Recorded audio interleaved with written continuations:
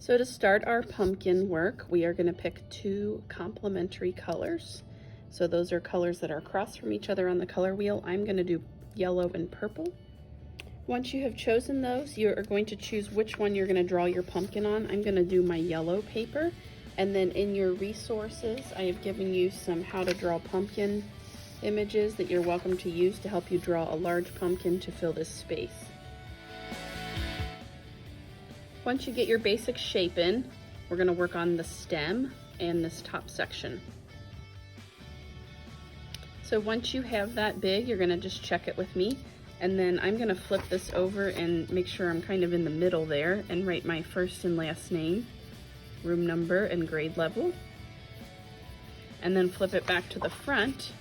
Make sure you check with me, and then we're going to Sharpie. So be sure to get a mat.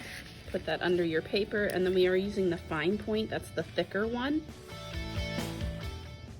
If you have any spare pencil, you can go ahead and clean that up before you do the next step, just so it's clean and ready to go. And then next we're going to cut with our scissors, cut out our pumpkin, and then we will put the scraps, if they're large, into the free draw colored sorting area.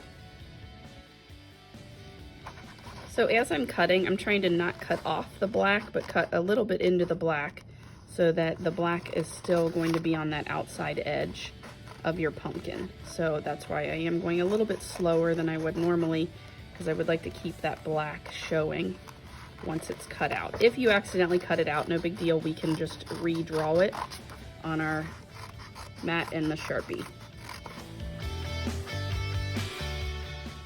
Okay, so you're going to take these scraps, especially if they're big, and you can kind of line them up and then put those in the color sorting paper bins over by free draw.